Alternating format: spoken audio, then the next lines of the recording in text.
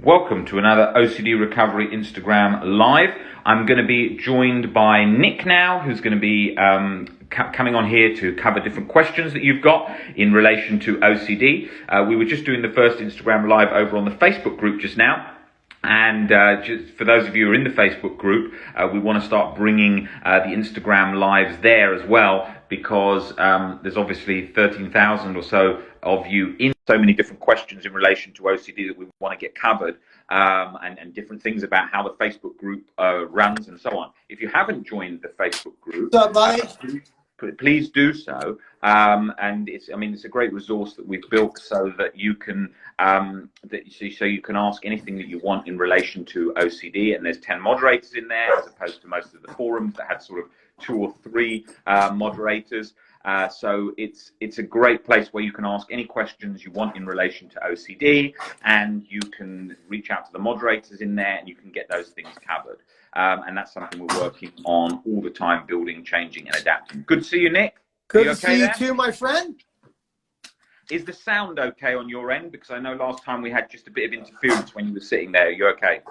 Yes, I just had to, I think with the volume being too high on my phone, the kickback is too much. Okay. I think it's all right now, yeah? It sounds okay, yes. Cool. How are you? Well, good. Milo's throwing up behind me because he won't stop eating toys. That is not so good, but you can practice acceptance in that situation as well. You are right. Now, Nick, I wanted to ask you a couple of things. I wanted to ask you a few questions about OCD in relation to some things that we'd been asked, and I thought they were good things to ask you because it relates very much to your own life. How has exercise been a benefit for you in your own journey towards OCD recovery? So I think one of the number one things that's not covered a whole lot is, yeah, see how, do you hear the echoing in my phone? No, I haven't got echoing here. I have it on my side. Okay. Last time you did it from a different angle or something where you didn't have echoing, or what happened? Well, let me see. Can someone in the comments tell me if I'm echoing? No, you're not echoing on my end. You're fine. Okay. All right. Well, we'll just go and see what happens. So yeah, let's try it like this. Headphones, so Nick, you could try. Like you said, headphones is a good option. Oh, I didn't even think about that. Yeah. For next time. Yeah. Just carry on now, Nick. For the moment, it's fine. Yeah. Okay. Okay. So let's see. Okay. So the number one thing with exercise is, well, just instilling a healthy life structure in general. I think that people undervalue how much taking care of your own physical and personal health plays into the recovery journey. It's a gigantic factor in our recovery journey. So many people think that you could just sit on the couch and you just won't recover. You'll just recover. You know what I mean? So getting out and exercising and being out in nature and getting outside and going to the gym. I mean, there was a 12-month period where I didn't even feel like I was anxious every time I was hiking and anxious every time I was going to the gym. But it didn't really matter because that built my low frustration tolerance over time to get to where I wanted to be. So it's those little things that we talk about that a lot of people just forget about. And that usually comes down to those specific things, you know, basically building a healthy life structure. I don't know many people who have recovered from OCD or gotten very good benefit by not structuring their life in a very healthy manner. Yeah, most of the life structures where someone's like lying in bed all day, playing Xbox or whatever, that's always super detrimental towards OCD. And you always see those journeys like in the coasting situation where they're not moving in a direction that's going to really sort of implement those sort of internal changes through that habit framework. Yeah, so I think that that's probably the most... The echo's gone, Nick. People messaged saying that the echo was there a bit, but now it's gone. Okay, perfect. Because I'm going to sit here on my couch a little bit further away. So I would say for 12 months, that's basically when I had very, very, very tough physical anxiety symptoms. And I didn't really, there was many times in my hiking where I felt really bad, but I knew that getting out there and doing something was going to benefit me some point in the future. That was such a huge part of my recovery process, especially from somatic OCD, because I just didn't think I could do anything unless I wasn't anxious. And you could do a lot when you're anxious. I've done a lot of stuff being very anxious. So, you know, and that was a huge thing for me, and other things along the way. It is a balancing act. It is a balancing act, though, because often when you're so anxious, doing exercise, you can feel like completely drained. It can feel like it's making you more angry and more tired. So sometimes it's worth pushing through it, but sometimes you do have to balance it and take rest, because otherwise it can feel too much sometimes, you know? Nick, well, yes, can you come a bit closer to the camera, because you're a bit blurred at the moment. I don't want this ghost-like interview with you, you know? Now that's better. Is that a little bit better? Yeah, much better. Okay, yeah. So I would say, you know, and that it doesn't just come down to exercise. Like Waffred's saying in the comments, he ran a marathon with chronic physical anxiety. When Waffred came into me, he was suicidal, he has dystonia, he was in a very bad way. And then by implementing those lifestyle changes that we did, and I was really sort of saying to him, Waffred, you know, you've got to build up this life structure, you've got to bring it for the ride, you've got to get out of bed, because he was spending all day in bed and stuff like that, and that wasn't helping. Those key points played such a significant part in his recovery journey. Yes, and it's not just about exercise as well. It's the whole entire structure of a healthy lifestyle. So it's not that you can never eat like pizza or ice cream again, but you need to have a good balance, because you could sit in bed all day and eat Cheetos and processed foods all day long, comfort, because they're very highly palatable and they're satiating. So it's about having a balance with exercise, a balance with what you're putting in your body, you know, not going black and white. You know, we always see this, right? How many people in the anxiety community say these words? You can never drink caffeine ever again. Well, that creates a fear. Yeah, that's why I say to you, just because you're drinking like 9 cups a day. Exactly. But I see people with very big channels saying stuff like, oh, in order to recover from anxiety, you can never drink caffeine again. Oh, you see these things all the time. Never drink alcohol again. I'm not talking about in relation to addiction. Obviously, in a case of an addiction, it's a completely different story, and the person needs to refrain from drinking. But I'm saying in relation to just the general population, you don't, what happens is, like with alcohol, people think, oh God, I felt so bad with alcohol. In moderation, yeah? And that also doesn't mean you can't have a night out with your friends drinking a fair bit, but if you know, with the balance, you know, it's what happens is people think that, oh my God, I got triggered once when I was drinking, so therefore I'm never drinking again. Oh, I got triggered once when I was having caffeine, never drink again. Now look, let's take anxiety out of it. In the past, I used to train a lot, and I used to take loads of pre-workout, all different supplements all day long, right? And sometimes I took pre-workouts that I bought off the internet that were like bloody grenade going off in your head.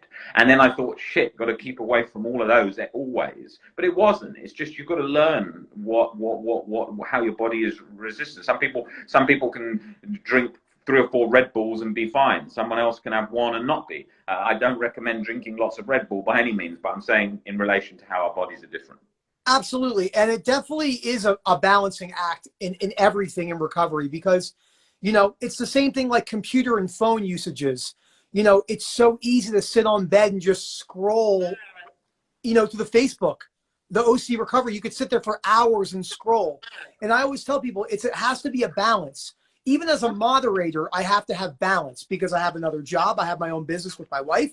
And so I have to be a balance. And that's because OCD is a very, very, very, very challenging disorder to work with, and it's very sort of relentless in terms of the persistence with questions. So, like a lot of people say to me, Rob, what's a day in the life of yours like? What's it like? I say, well, it's not everyone would want that life, you know. It's pretty full on, because you've got to balance it, because people are coming with 100 questions at 100 miles an hour on social media, and in the one-to-ones, and in the group calls and the webinars. So you've got to balance it. Everyone's chasing to get better, or think they've just missed a question they've got to ask, and so on. So that's going on all the time. So you've got to really balance that as well, in terms of, because you're working with a disorder that, if you look back over the span of the last 100 years, you know, any therapist that worked with it in the past, they used to find it pretty tiring. It's one of the tiring ones to work with.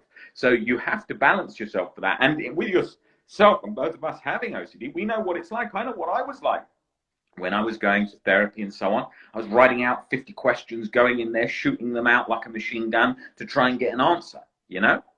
Yeah, it's something that I've had to work on. Easy to forget when you've made progress.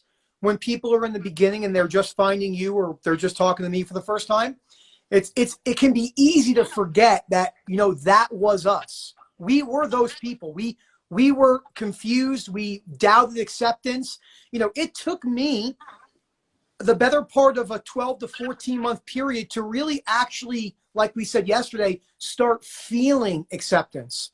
Of And course, it's a very internal sort of phasing, like peeling layers off an onion. Claire Weeks used to sort of refer to it as just each layer coming off, and then the acceptance is being felt bit by bit by bit by more. bit. Yes, bit by bit. And that's probably, I would say, the most, I don't know the correct way to say it, but like I said, it can be very full on for anyone. You know, it's full on for the person who's suffering. It's full on for the people who are trying to help. It's full on for the family members. If you live, think about what Erica had to go through. God, she got put up with your personality anyway, and that's pretty difficult. She had to put me in a mental hospital, you know, and she's had to call the police on me a few times before I really knew what was going on. You know, as I always tell people, that was a great exposure for me because it made me realize that I think that was probably the first time where I thought, well, if I could sit in a room with no distractions at all, with just constant saliva swallowing for 72 hours in a padded room, there wasn't really anything else that could make, I mean, how much worse could it get? You know what Exactly. I mean? How much worse could it Yeah, get? but to the sensory motor OCD sufferer, they think it can always be worse because having it for 20 years, 30 years, 40 years is their whole life ruined. So they imagine that as being, and catastrophize that outside of the box, which is, it's awful, it's unbearable, it's the worst thing ever because that's the road they go down. Absolutely. And I think it's very important to talk about this too, because you have mentioned this. A lot of people, and this is a good point to get to, a lot of people... The Facebook group, just in relation to the questions, the Facebook group is called OCD Recovery Group. If you click to join that, one of the mods will approve that today. And yeah, so check out our Facebook group. So, but like I was saying, so, oh crap, what was I going to say? I totally just forgot, but it doesn't even matter. But now that can be an OCD for people. Some people are like, fuck, I hate it, I forgot. I must know what I've said because otherwise, what if I forget something? And then if it's really important, then I'm never going to get better because I need to say it. And if I can't say it, then I'm going to be stuck forever. That's one that used to bother me actually early on. And I know we don't talk about this a whole lot, but as everyone who knows me and you know me, you know, because people always ask fear questions, right? Well, what if I have multiple different things at once? And what do always people ask about? You know, ADHD and an OCD. I got diagnosed with ADHD at a top hospital in New Jersey when I was 9. You know, they told my parents, my mom still jokes about it. She goes, the neurologist said you had one of the worst cases. I couldn't sit still. You know, I never went to school. I was out of control. And people are, I don't care if the disorders are different. It doesn't matter if ADHD, the symptoms are real, as you and me know, just like OCD, even if it was real, it always comes down to the fear of the symptoms. You know, what happens if I forget things? What happens if I can't keep my train of...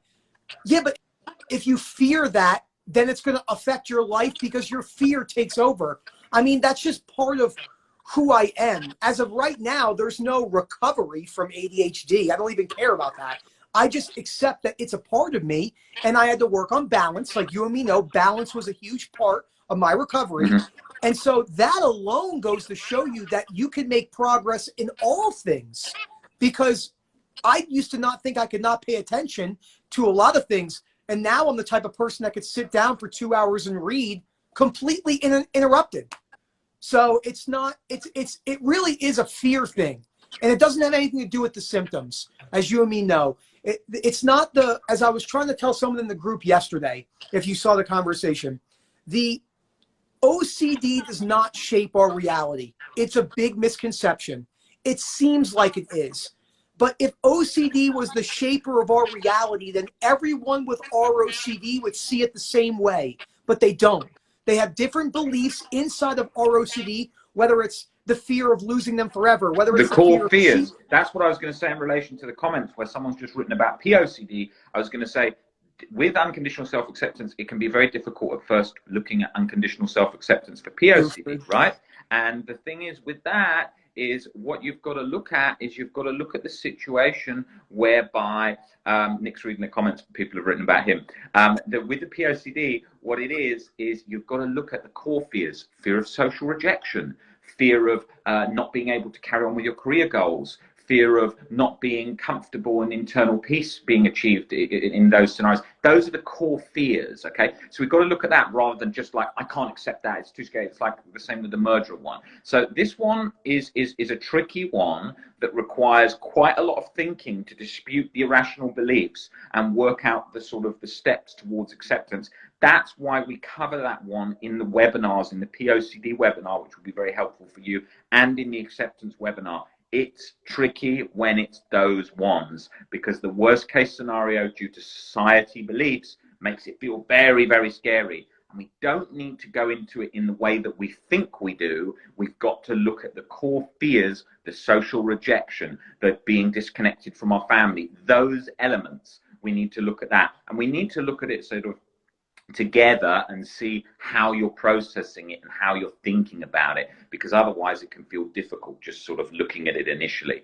Now, the other thing I wanted to talk to you about, Nick, today was in relation, and we covered this last time when we were talking about with the reading, I often say to people, which is something that I think is vital, that people, not in a compulsive way, but they reread over the books, because the first time it went on some level, the second time it went in on a much better level, and so on and so on. How important do you think the rereading is? So I've read the books. I also make videos on the books, so I probably have to read them a little bit more because I'm presenting the information. I've read how you can check out Nick's videos on the books where he's gone through each book and sort of talked about all the key points in a summarized way on our YouTube channel, so you can check those out. And the exercises as well.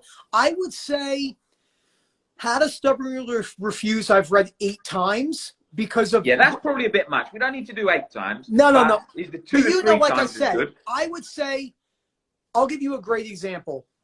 Unless you have a total background in like school in philosophy, there's no way I can see almost anyone reading The Myth of Self-Esteem 1 time and getting that book the first time through. Impossible. So different to how we see the world. I had to, and here, this was the case, not in a compulsive way. Chapter 4, Psychotherapy and the Value of Human, which clearly outlines the difference between good, bad, the concept of good, bad humans, why that isn't scientifically possible, and breaks that down in detail, why how we have to separate behaviors from our value of being alive and human. I had to read that chapter 5-6 times because I couldn't grasp that concept. It was too alien to me in relation to how I had sort of lived as a human in society. Yes, I would say in a general scheme, especially when you're chronically suffering, let's be real, Rob, we get this. When you're chronically suffering, you're probably skim reading. You're probably skipping chapters. You're skipping exercises. You don't want to get triggered, right? You're like, ooh. Watching 1 minute of your videos and then sort of thinking, oh, I've had enough of this, and then scrolling over to another channel. That's happening a lot. Exactly. I would say I do it 100%. 2 to 3 times over the course of your, whatever, how long it takes you to recover. And then going back, and maybe looking at chapters and looking at exercises. The big problem is, and I see this a lot with people that are actually further in recovery, that talk to me and ask me questions, because I've made this mistake. I have. Say you're feeling good for 2 months, right? It's back. You're not recovered. You're not recovered. It's just in the background, but it's a very better spot than where you were. You're still working on acceptance.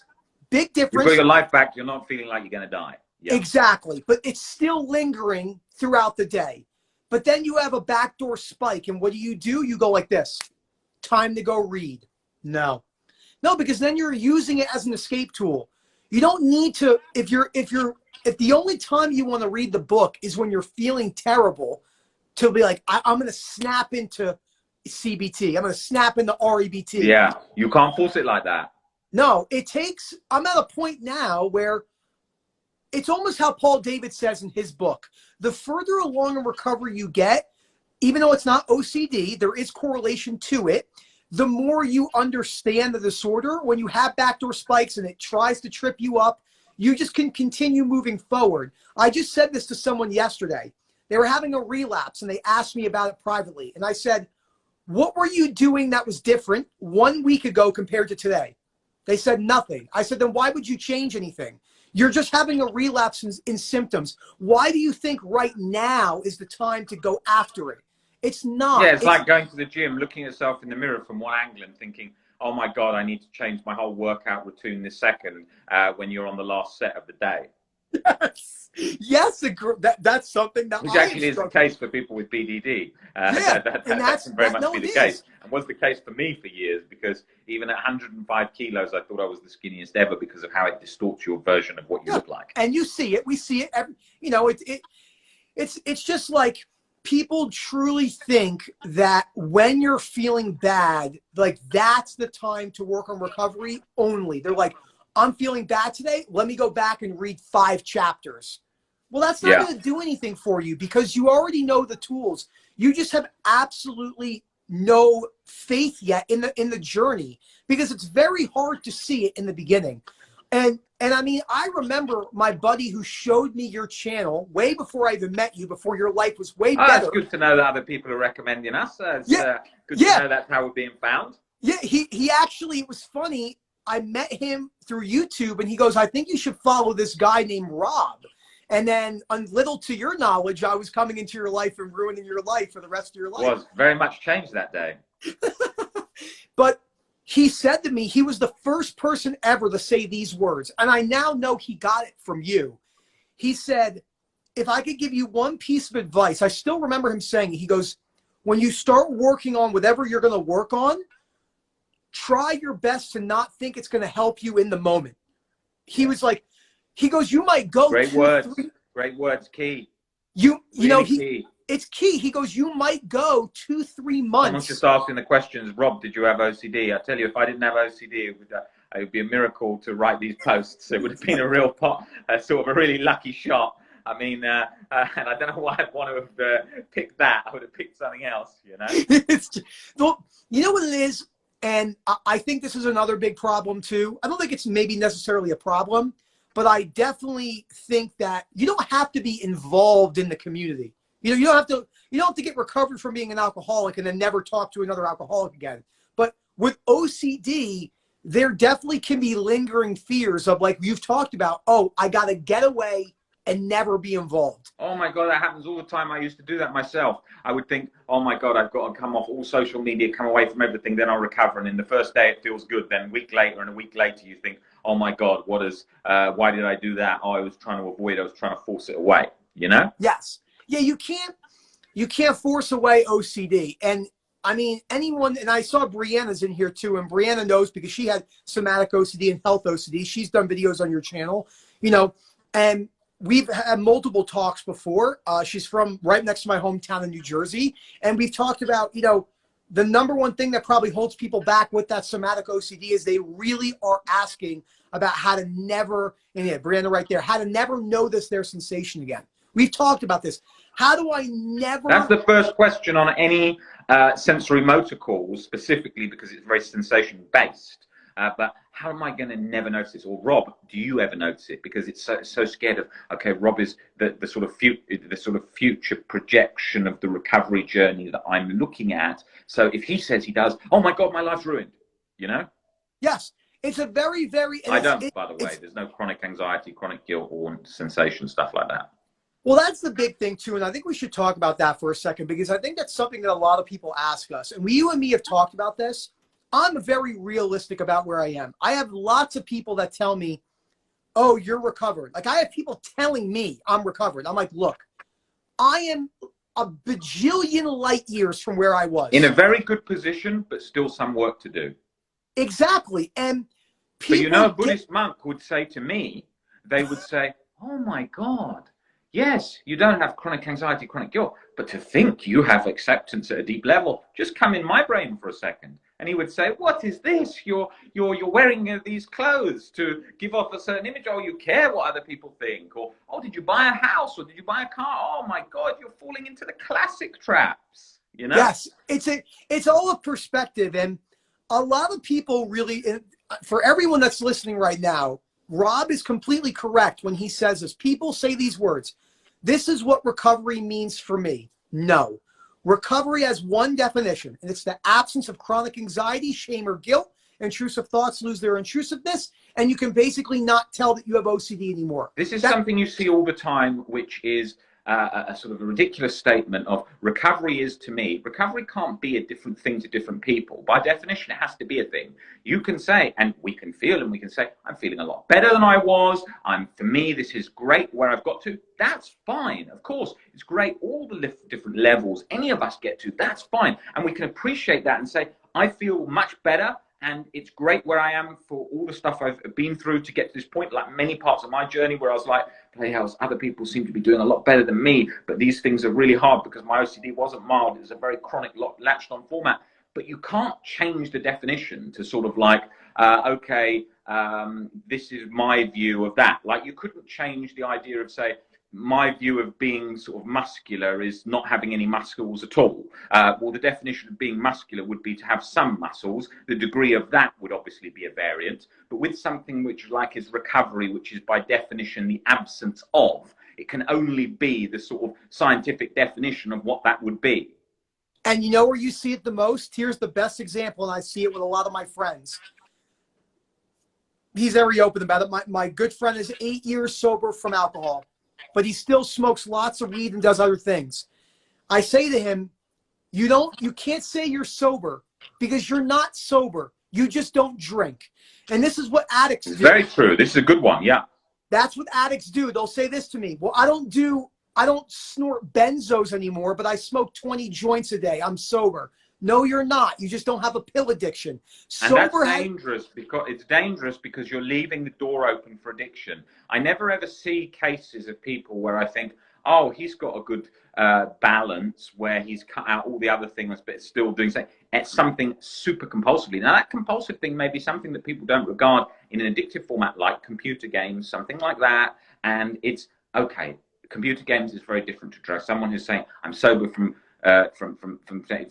sobriety, from drugs and so on, and alcohol, but they're playing computer games. I think they can say that they're in sobriety, yes, but they still have to be vigilant of these other areas. Yes, it's definitely because there's certain things when it comes to that, and it's definitely the hardest thing for OCD people really is balance. Balance is hard it's not just because I have ADHD. It's also hard for all human beings. No human people think this. I was watching a great clip the other day by Ray Dalio, who wrote the book Principles, which I'm a great fan of his work. And Ray Dalio is very successful in business. He's a very famous hedge fund manager. And so people would instantly think, well, wait a minute, because he's obviously very wealthy, that his life is all sorted because he's got enough money to solve all problems. He said, no, every day is a struggle in one area or another because he's human, he's got a brain. And like Albert Ellis says, we're always striving to the next thing rather than appreciating the current thing. And even if we appreciate the current thing, our brain's designed to keep looking for the next thing. So we're always striving, moving. Yes, it's so funny you say that. About a year ago, there was a guy at my gym, and I knew he was a successful businessman, but I never had asked. So we started talking about employees.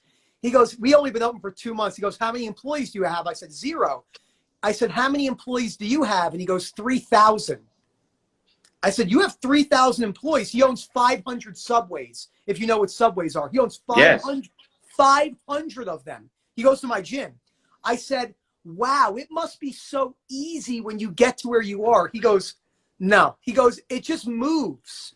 He goes, every day I have stress. Every day I have something I have to change. But you think that life is always changing. It's just as difficult at the bottom as it is in the top or in any area of anything. But there's different difficulties. He won't have the difficulty of thinking, has he got enough money to pay for his medical bill? But he'll have a difficulty of thinking, how is the Subway branch being represented on a large scale in relation to their marketing campaign? Or something like that. Exactly. And we think that. So we think we think when people get better from recovery or OCD, it's like they're never bothered ever again.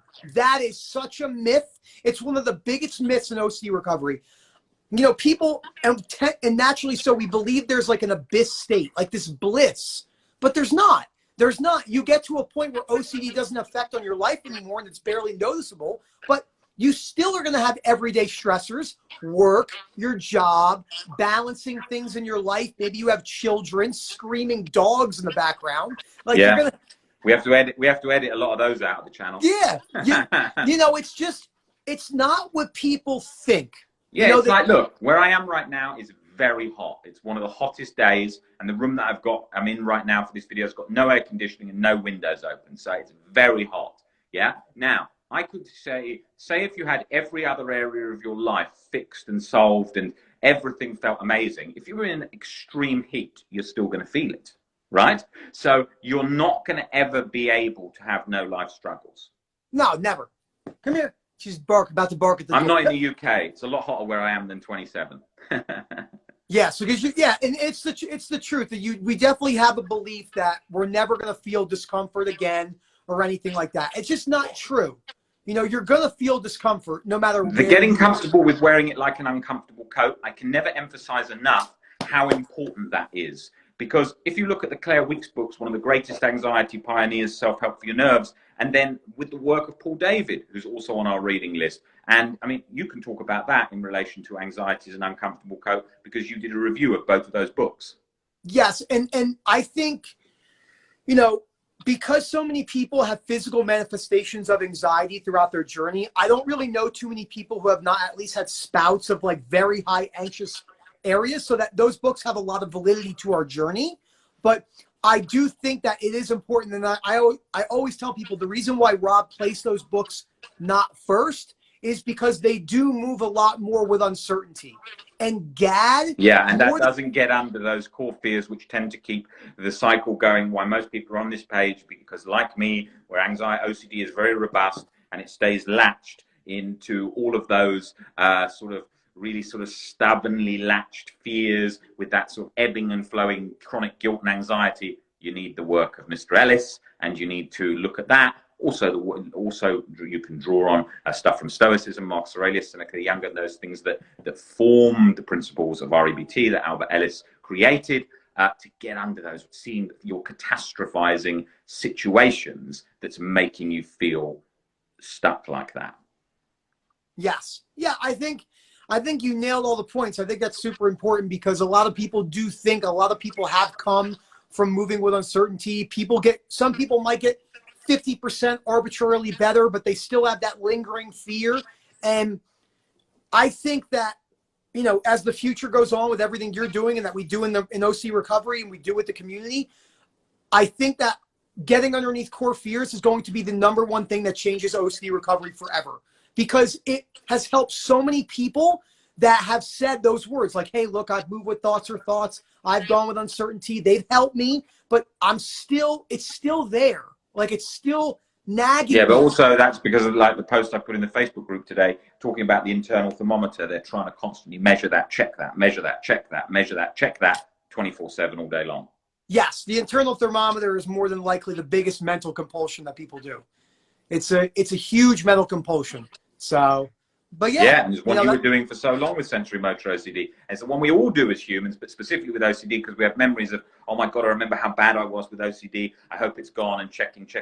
Has it gone? Has it gone? Is it there? Is it there? And that's sort of keeping the cycle going. Nick, absolutely great to have you on the Instagram Live. We'll be back on, me and Nick, in the next couple of days or later in the week, covering a lot more of your topics. Daisy is there. We'd like to see Daisy on the videos. At least Daisy is the calm one, and then we got the maniac. Definitely no OCD there, but Milo maybe a bit, not sure. Potential anxiety, potential generalized anxiety. Definitely ADHD, Milo. That's a fact. Nick, great to have you on here. I will see you soon. Take it easy. Always a pleasure.